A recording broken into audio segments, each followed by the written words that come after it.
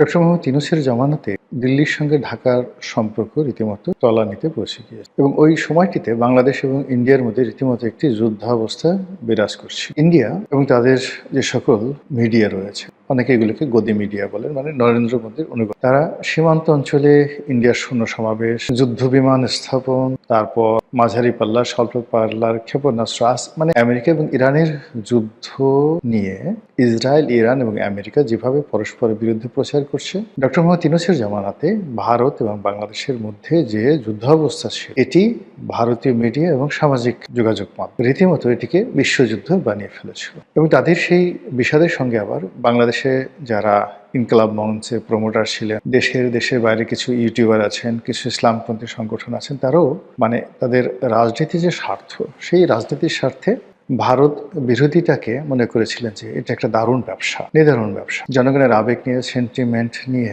খেলাধুলা করলে কি হয়, পরিণতিটা কি হয়, এটি ওসমান হাদির মৃত্যু এবং সেই আবেগকে কেন্দ্র করে ঢাকা বিশ্ববিদ্যালয় চত্বরে তার দাফন কাফন এবং তার সমাধি সেখানে করা, মানে কবরস্থ করা, এই বিষয়গুলো ফুটে উঠেছে। আবার একই সঙ্গে যারা এখন বর্তমান ক্ষমতায় এসেছেন, তারা হাড়ে হাড়ে টের পাচ্ছে যে গত 17টি মাস ভারতের সঙ্গে আমাদের অব্যাহত যে সম্পর্ক, সেই সম্পর্কটি অবনতির কারণে অর্থনৈতিক ক্ষেত্রে, কূটনৈতিক ক্ষেত্রে সব মিলিয়ে আমরা যে বিপদগ্রস্ত হয়ে পড়েছি, যে ঋণভারে জর্জরিত হয়ে পড়েছি, যে ট্রেড ব্যালেন্সে আমাদের ভারসাম্যহীনতা দেখা দিয়েছে, তারপর আমাদের যে দেশের মানুষের মধ্যে যে মনস্তাত্ত্বিক সমস্যা দেখা দিয়েছে, সীমান্ত অঞ্চলে সীমান্ত রক্ষী বাহিনীগুলোর বাড়াবাড়ি বাংলাদেশের এবং ভারতের, তারপর ভিসা বন্ধ করে দেওয়ার কারণে কলকাতা, আগরতলা, আসাম থেকে শুরু করে শিলং, দার্জিলিং প্রভৃতি এলাকাতে যেখানে বাঙালি পর্যটকরা সবসময় গম গম করে, সেখানে এক ধরনের মনস্তাত্ত্বিক ফ্রাস্ট্রেশন লক্ষ্য করা গেছে ভারতীয় নাগরিকদের মধ্যে। একইভাবে যারা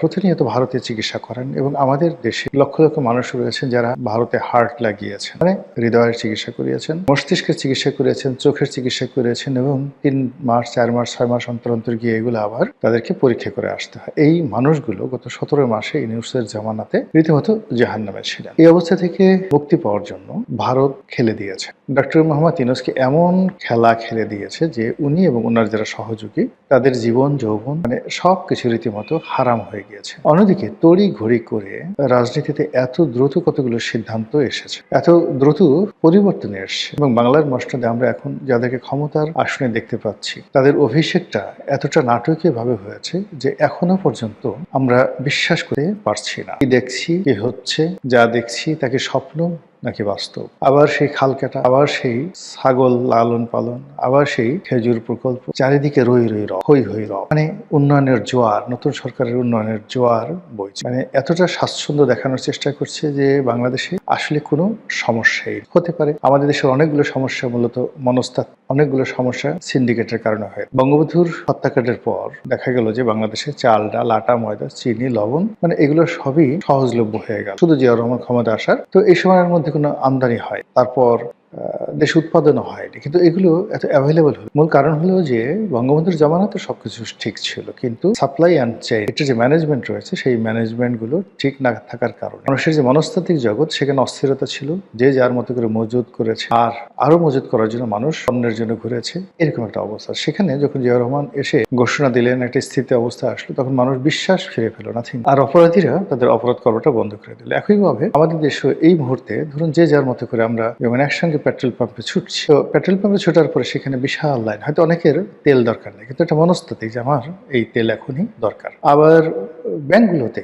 টাকা দরকার, এখন আপনার দরকার নেই, ব্যাংকে পড়ে আছে, কিন্তু আপনার অবিশ্বাসই করেন আপনি এমন দৌড়, যে এই দৌড়ের কারণে অনেকগুলো ব্যাংক রীতিমতো দেউলিয়া হয়ে পড়লো এটার জামানাতে, ডক্টর মোহাম্মদ ইউনূসের জামানাতে। ইসলামী ব্যাংক, বাংলাদেশের সবচেয়ে বড় ব্যাংক ইসলামী ব্যাংক বাংলাদেশ যেটা আছে, বা বাংলাদেশ ইসলামী ব্যাংক, এটাও বন্ধ হয়ে যেত। এটা সামহাও বাংলাদেশ ব্যাংক যদি এটাকে তুলে না ধর, 10,000, 12,000, 20,000 কোটি টাকা মানে তাদেরকে শর্তহীনভাবে লোন দিয়ে এই ব্যাংকটাকে বাঁচিয়ে রাখা হয়েছে, আদারওয়াইজ এটাও কিন্তু শেষ হয়। এই সবই হয় কিন্তু অবিশ্বাস থেকে। এখন এই যে নতুন একটা সরকার আসছে, পরিবর্তন আসছে, এই জন্য অনেক মানুষ বিশ্বাস ফিরে পেয়েছে। বিশ্বাস ফিরে পাওয়ার কারণে কিন্তু আপনি দেখেন যে মানুষ ছুটছে, চেষ্টা করছে, হতাশা থেকে অনেক মানুষ বের হয়ে আসছে। তো এই হতাশার থেকে বের হয়ে আসার মধ্যে আনন্দের সংবাদ হলো ভারতের সঙ্গে খুব একটি দহরম মহরম সম্পর্ক যাচ্ছে।